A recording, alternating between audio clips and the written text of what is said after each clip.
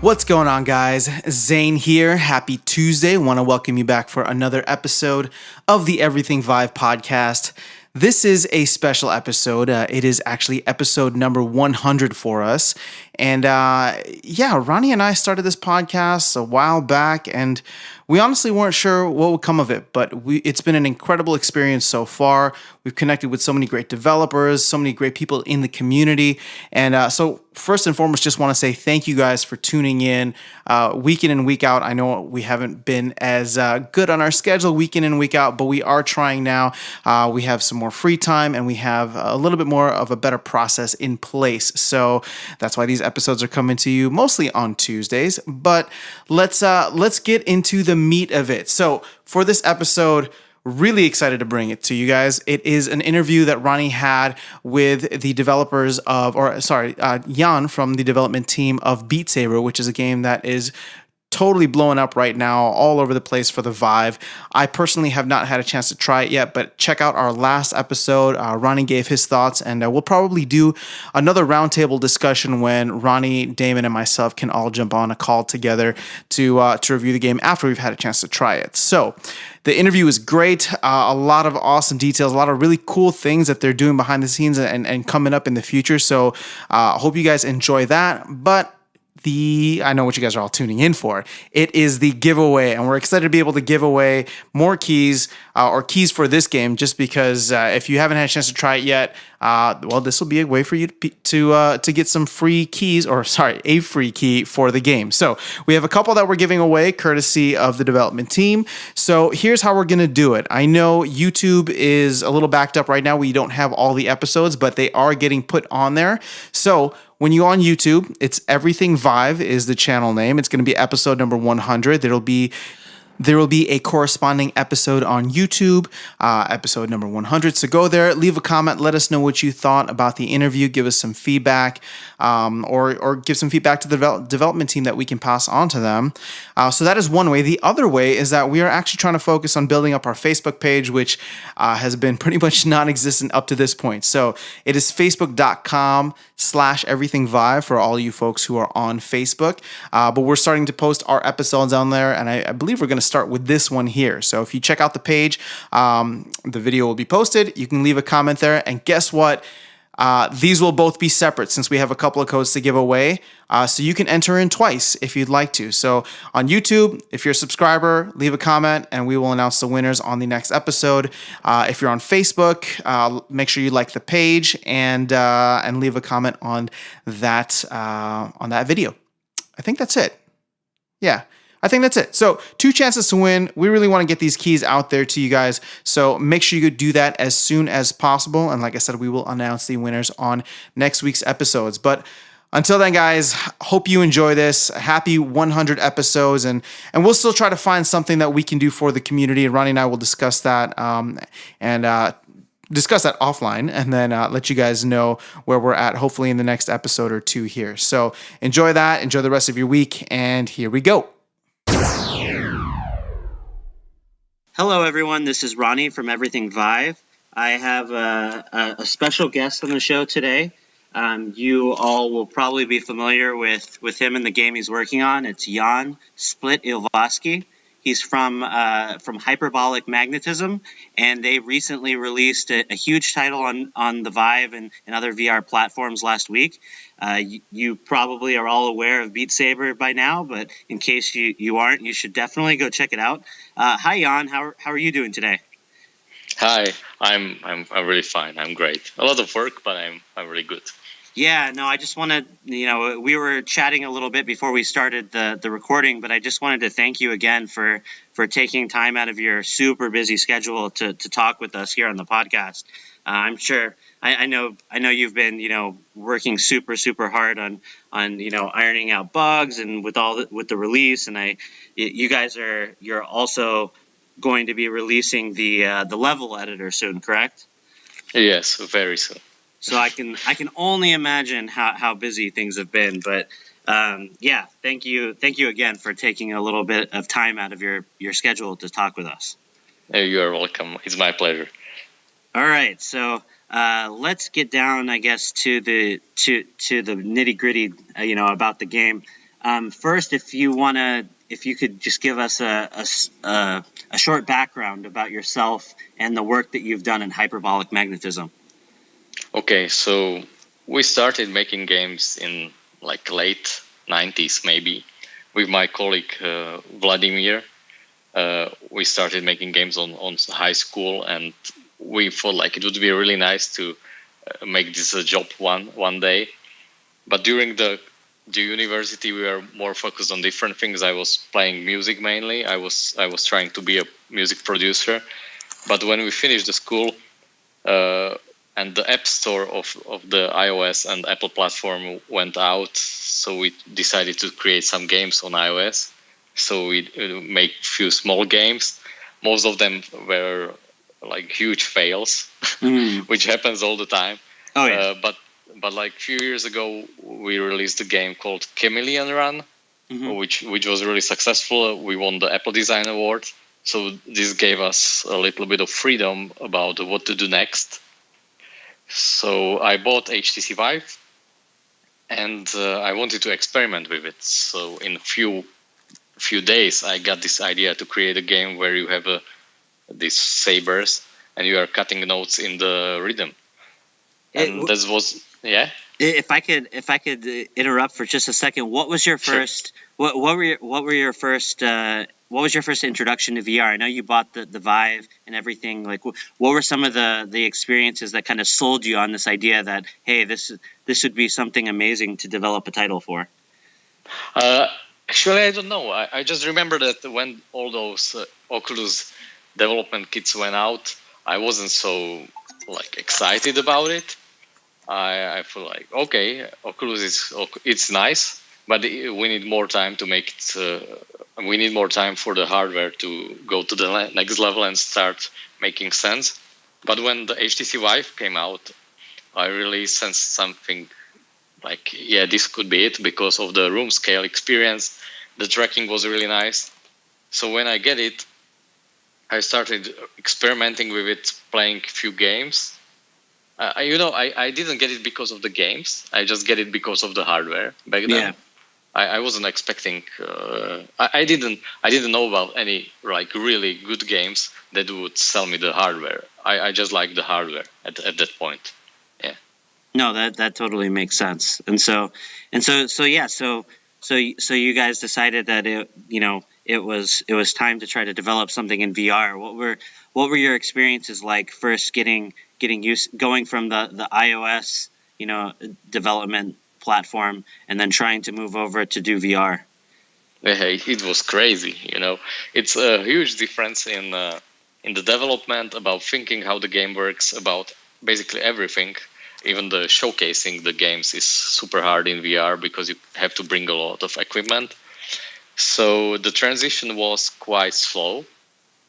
We starting just making the prototype look better.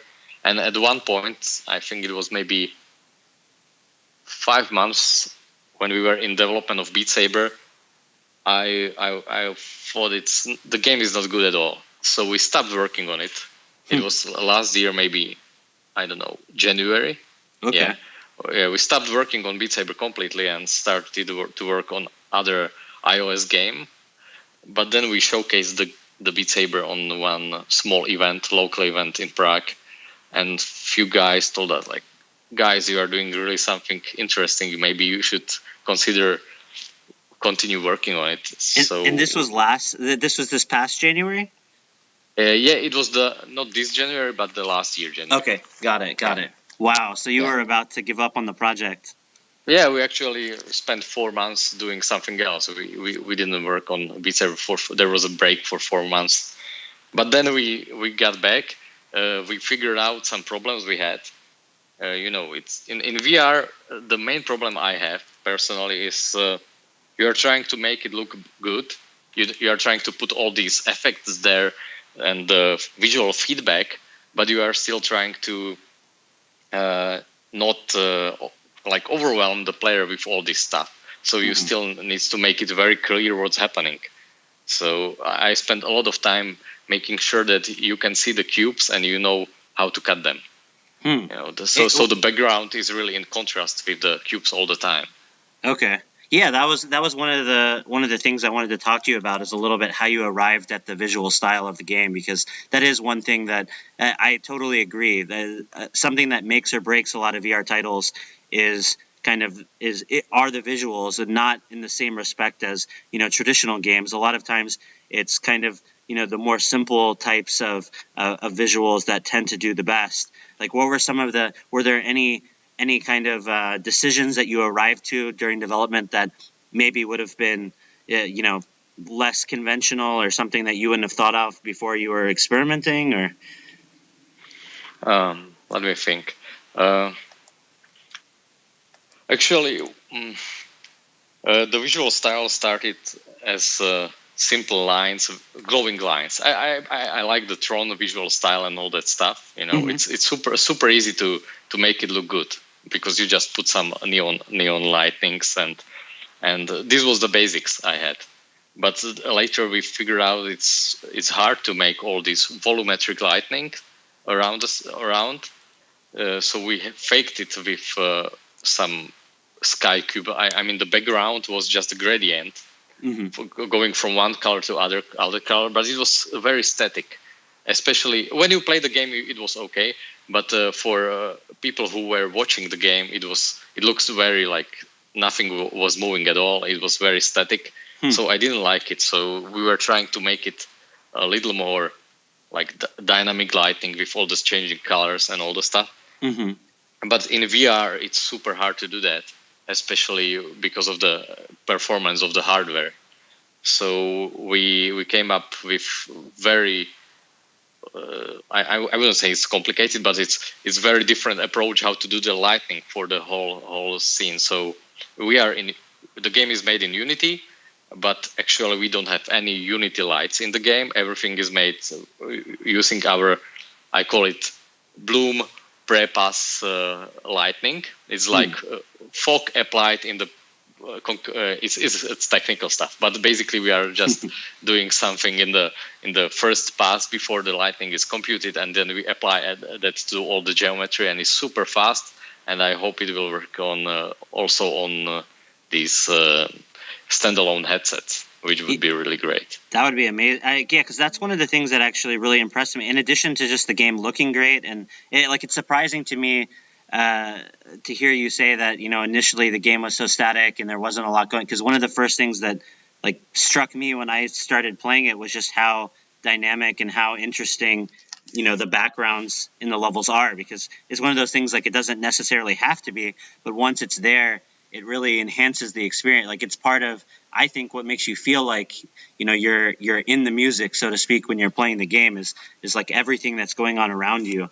And one of the things with Beat Saber that's really impressive is the fact that it runs so well. I mean, even on my system, I was able to crank up anti-aliasing and super resolution, like really get things looking pretty sharp. And not all games, sometimes you crank up those settings, and like even on my system, it can come to a crawl, but Beat Saber runs really well.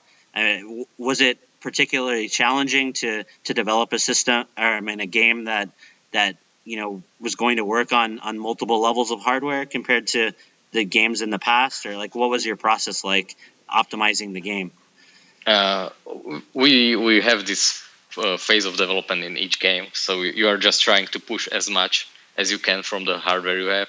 The difference between the iOS or I've like mobile development and this virtual reality was that there's just limited amount of devices on iOS. You have just 5 iPhones, so you just test the game and it works. It's great. But of course, there's a lot of PCs out there. Yeah. So it's much harder to figure out what kind of hardware is the minimum for you. It's a good thing that Oculus and also Vive has some really minimum spec you should support. So we just grabbed the graphic cards for minimum, and we tried it, and it worked. But we had a lot of problems actually with the performance before. Because sometimes you have no idea what's causing them, even if you do some kind of profiling in Unity. Especially in VR, you just have all the drivers or some weird version of Windows there's a lot of small things which can break the experience, and you have no idea what's happening there. For example, my sound card, I have external sound card, and if I use it, sometimes I have a huge performance problems in some VR games, and it's just about the sound. It's just somehow like degrading the performance, and I have no idea why. Yeah, so, most people wouldn't even think to really check that if they were having performance issues. Sure, they won't. Yeah. Huh. Interesting. Well, yeah, I guess moving a little bit away from the technical side of development and over to the music. You said you were into music development prior to kind of refocusing a little bit more on games. What was it like, finding the music that you wanted to use for Beat Saber, developing it, and obviously that's a huge part of the game. So what was your motivation there for what you wanted to include? Sure. So the original idea was I will make all the music by myself. I wanted to make it like this. So I started doing some stuff, but as the development when moved on, I think that maybe we should bring something else on the board and make the music, like put it on the next level, because I don't consider myself a very good producer. I did some things, but I'm not like top level. So we were really thinking about bringing someone else on the board. And the only guy which came to my mind was Yaroslav Beck, who is doing all the stuff for the Blizzard trailers and all this stuff. Yeah. Because he's from Czech Republic, basically. So we knew each other like from some events, but we actually never talked to each other. We just knew we existed. And I thought like, okay, let's maybe try to call him and figure out if he wants to help us, and let's do some cooperation together. And I assume at this point the game, like, you hadn't gone public with what you were working on or anything? Yeah, sure. Okay. Yeah, it was already out. Like we actually released the first trailer at that point. Okay. Okay. Yeah, and so I wanted to call him, but actually he called me the day before I wanted to call him. Wow. Which was really interesting. So he called me like, wow, I saw your trailer. It looks really nice. Maybe we should have a meeting and talk about what we can do together. So we met, and he proposed that he will do all the levels for us, all the music, for some revenue share. We were like, wow, that's a good idea. Yeah. I really love working with guys who really loves their project, and they are not going there for the money. Yeah. Because, it was a huge risk. The game could be another fail, and he won't have anything for it. And it was, 10 songs. It's a lot of work for him. Yeah, of course. And if he do the same thing for, I don't know, Blizzard, it's a lot of money too. So he did it, and I'm really happy he's now part of the team. We actually founded a new company called Beat Games, and the Beat Saber will be transferred to Beat Games, okay. And Yaroslav is he's a founder of this new company. So we are like 3 founders in the new company right now. That's amazing, and it must be really satisfying for you, having a background in music, to be able to kind of meld your passions together, to be able to make a product that appeals to music lovers and video game players alike. Sure. I always wanted to make a music game, but the market is it's saturated a lot. There's a lot of music games, so I didn't know that we can come up with something new. Mm-hmm. But when the Vive came out, this was like a real opportunity for us to try something new. Yeah, no, and what you've done with Beat Sabers, I mean, it's unlike any other music game on the platform right now, in that I think it takes different systems and different opportunities from different types of music games and finally brings them into VR. I mean, I know like a lot of people talking about, I can't think of anything that's quite as skill based and quite as dynamic as Beat Sabers in VR. Like, what was it like kind of balancing, I guess, the accessibility that you get with a game like Beat Saber, but also the depth involved in actually mastering it? Yeah, it was quite hard to make all the stuff work. When we made the first prototype, we didn't have any arrows. We just had the colors, and we didn't have like minimum velocity you have to cut with. and all these small details. Yeah. So people started to like find the ways how not to play it at all, or just like move the sabers in the air and somehow play the level. Mm-hmm. So we spent a lot of time making sure that you have to play in certain way, which feels good, like forcing players to play in a way it feels good. So we added a lot of stuff, then we removed even more stuff, which is how we work usually. We are trying a lot of new ways how to do it, and then we figure out it doesn't work, so we just remove it. And it's interesting that now many people are writing like, maybe you should try to do this, and I'm just replying, we already tried it before, but we removed it because it didn't work out. Yeah. So to make the experience as clean as possible, we removed most of the stuff and just reduced it to the really nice playable core. And now we will maybe add more things, but still focusing on the super simple experience, Yeah, very interesting. As far as developing the game requires obviously like a fair amount of movement, like you were saying. Like you wanted to, I think, try to make players be involved and as active as possible, rather than just kind of sticking in one place. And kind of, what were some of the things you had to account for in the VR market currently, like with different play area sizes and different types of hardware and all of that? Like, was that kind of tricky developing the game around, or how did that work? Actually, not much, because we just always thought about the game is like a room scale experience. So you have to have a minimum size. I think it's 2 per 1.5 meter or something like that. Okay. And actually, you don't need to move so much in the game. Many people think that those obstacles are really forcing them to move around the room, but actually, if you just move your head, that's what I noticed right away when I read like when you start the game and there's the messaging telling you how to play. Like, you're very specific about you need to move your head. Like, you didn't say anything about body. You specifically said head. So like I noticed that as well. Like you're trying to like hint at like, hey, you don't have to if you move around like crazy. Yeah, sure. We don't know where your body is anyway, because you have trackers in head and headset on your head, so trackers in your hands and headset on your head. So we know where your hands are and head is, but nothing else. So we can't force you to move around. If you just move your head and avoid the obstacles, you are okay. Okay. And as far as like utilizing the hardware, like the controllers have various levels of like feedback, haptics, that sort of thing. What led you to kind of make your decisions as to like what kind of feedback you would receive, physically when you were slicing and all that sort of thing? Yeah, we knew that we want to make the cut feel as you are really cutting through something. So we wanted to support it with all the visual effects, all the particles. This I call it shockwave, which distorts the environment around you, and also the haptics and sound effects.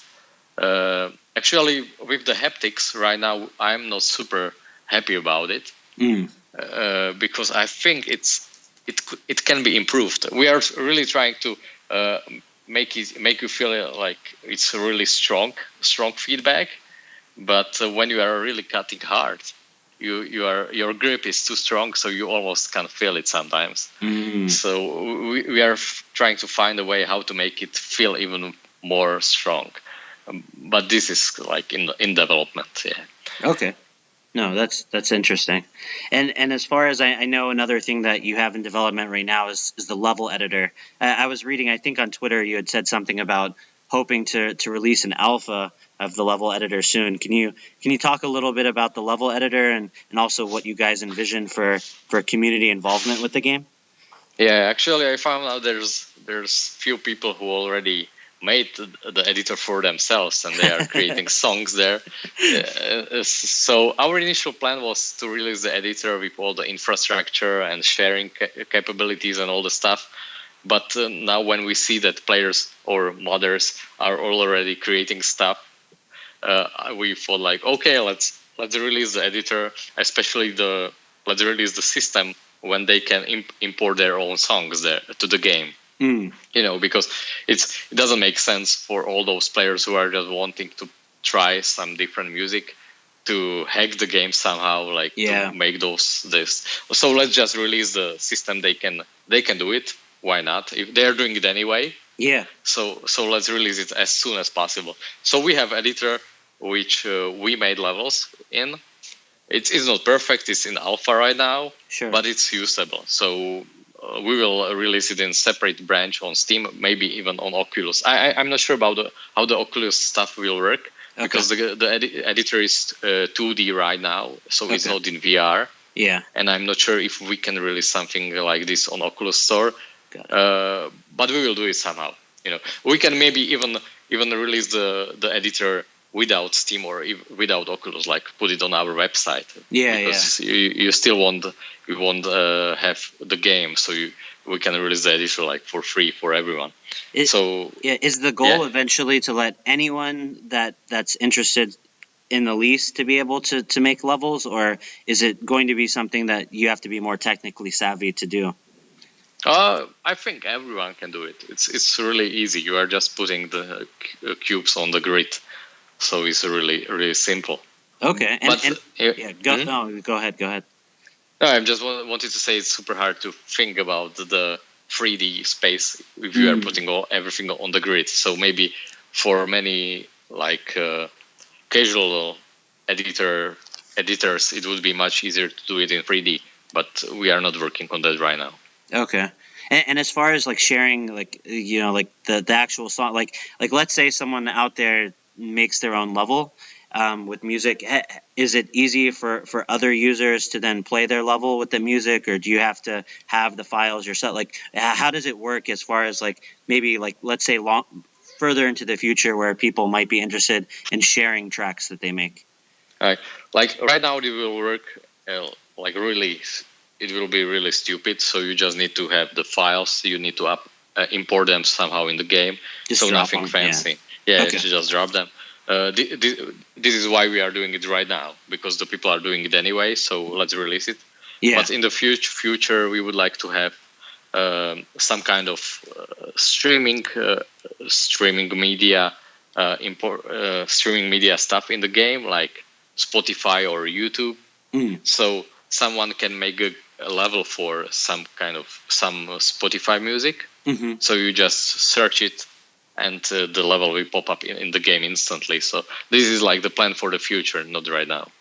Okay, and we've kind of steered away from this a little bit, but maybe if you could talk a little bit about what it's been like to develop levels for your soundtrack versus using procedural levels, or what were some of the goals you had with, because a lot of the products out there, they kind of there's different types of music games, some more procedural than others. What were some of the trade-offs that you were interested in that led you towards the curated level design?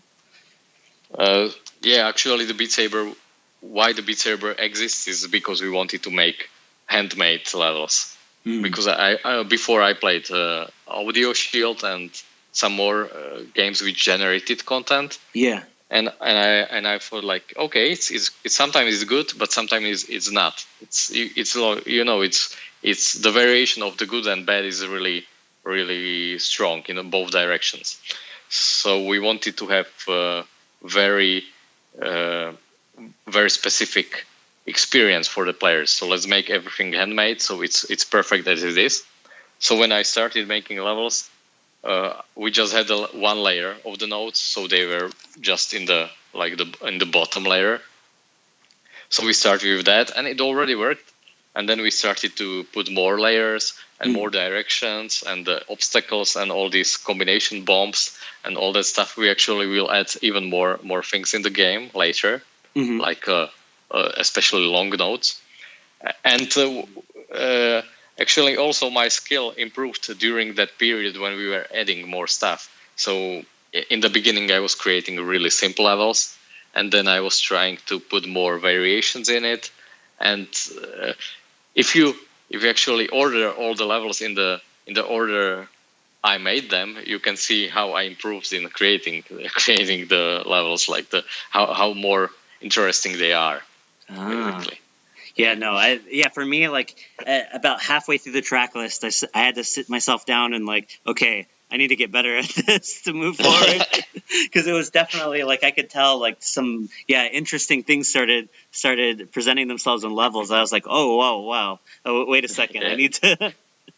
It's when you are developing a game for a year and you are making levels for a year, maybe at some point you are getting bored with all that stuff. Like it doesn't bring anything new. So I'm always trying to entertain myself. So let's even after a year, let's bring something which I would like appreciate in the game. And this strategy usually works because it works also for the players. They will have the experience really like in shorter time than I have. I don't think anyone will play it for a year and feel the same thing as I am, but still it will improve the retention of the players. No, that makes sense. What do you think of the current state of VR, like compared to when you first tried your Vive versus where we are now and kind of moving in the future? Like what are some of the things that you've noticed that may have been progressing? What are things that you kind of hope progress further in the future? Mm-hmm. Actually, I don't feel a big difference right now. Like the Vive, we have Vive Pro, which has better display. Mm-hmm. And it looks better. It wears, it holds better on your head and all that stuff. But mm-hmm. It's still almost the same thing. What I think in the future will have a huge impact is all those small standalone, no cables headsets. Mm-hmm. Like Oculus Santa Cruz is really promising. And all these platforms, I can't wait to put the Beat Saber on all these platforms. Actually, yeah, no, I totally like. The main thing I think right now from the standalones that are missing are kind of more fully featured like motion tracking for your controllers. I think once the motion controlling is there, so you get that whole VR experience. Like not having a cable is a huge revelation for anyone because you play differently. It's not even just that the cables aren't there. It's that your movement becomes, I think, quite a bit different when all of a sudden subconsciously you don't have to worry about that. Definitely, that's actually why we have in Beat Saber, why we are facing just one direction is because of the cables. Yeah. We can have the cubes coming at you from different positions, like from right, from left, and even from behind, and like rotate. You would have to rotate around the place all the time, but we didn't put it there because there's a cable, so you won't feel really good when you have to rotate there. Yeah, no, even with a system like the Vive that lets you do that, like I totally agree. When the cable's there's that even slight hesitation that you have to be thinking about what you're able to do before you do it. That kind of impacts you. Mm-hmm. So no, I think it's going to be super exciting once we see more of the standalone headset stuff, and hopefully more and more people will get into VR once those things become an option. I hope so too. All right. Well, I guess the last kind of couple of questions before we end the interview. What were some of your reactions to all of the huge feedback? Because obviously Beat Saber has become kind of a VR phenomenon at this point. As far as people were super excited before the game came out, and then once it released, it was quickly jumping to the top spots on Steam as far as sales and popularity. Like did this completely catch you guys by surprise, or when did you start realizing that you guys kind of that this wasn't going to be a failure like you had mentioned before? Actually, we thought it won't be a failure when some of those videos went viral. I'm not sure if you saw any of them. Yeah, I did actually. Yeah, they got. We don't know the precise number, but I think it's more than 150 million views around the Facebook, maybe just alone, and there are different platforms. But this was the point when we think, okay, this can't be like super huge failure. Mm-hmm. Because a lot of people know about the game, so at least some of them will download the game. Yeah. But you never know how they will, if they will like it or not. It's super hard to predict. So when like 99% of the reviews were positive, and the negative are just what I saw were just like small things which we will improve in the future. Mhm. So I was like, okay, we made something which is okay, so people will like it. Yeah, I think it's better than okay. Like I said, just congratulations for everything that you guys have been able to accomplish, and hopefully the game continues to do well and continues to gain a lot of the community's backing, and we wish you all the success. So. Thank you. Thank you very much.